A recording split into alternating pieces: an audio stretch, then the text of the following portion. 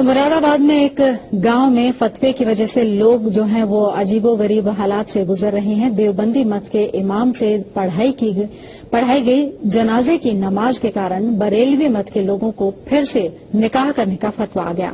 پورے گاؤں میں ہی نہیں دور دور تک اس فتوے کو لے کر چرچائیں ہو رہی ہیں.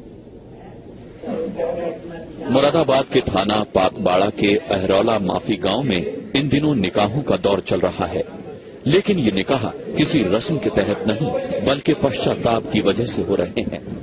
دراصل پریشانی تب شروع ہوئی جب 11 اگست کو گاؤں کے بزرگ ماسٹر نزاکت حسین ترک کی نماز جنازہ عبد المحمد نے پڑھا دی. معاملہ تب الجھ گیا جب معلوم چلا کہ نزاکت حسین تو بریلوی مسلک کے تھے اور نماز جنازہ پڑھا دی دیوبندی مسلک کے امام نے.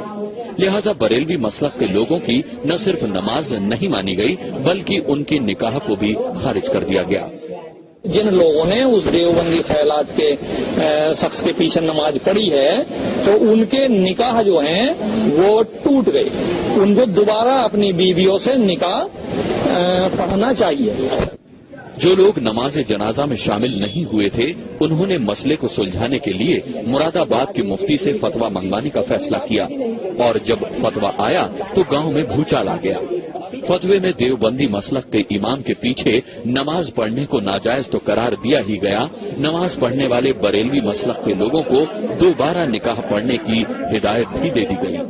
ظاہر ہے کہ جب اس نے کفر کے عقیدے رکھنے والے کے پیچھے نماز پڑھی، آیا وہ کوئی بھی ہو تو اس کی نماز نہیں ہے، اور جان بوجھ کر اس نے ایسا کیا ہے تو وہ بھی اسی زمرے میں داخل ہے.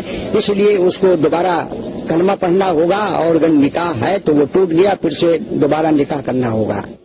اس فتوے سے گاؤں میں افراتفری مچ گئی. ایمان کو پختہ کرنے کا دور شروع ہوا اور گاؤں میں دوبارہ نکاح پڑھنے کی پرکریا بھی شروع ہو گئی. اب تک سینکڑوں لوگوں کا نکاح پڑھا جا چکا ہے. راج الراج، سہارا نیوز بیورو، مراد آباد.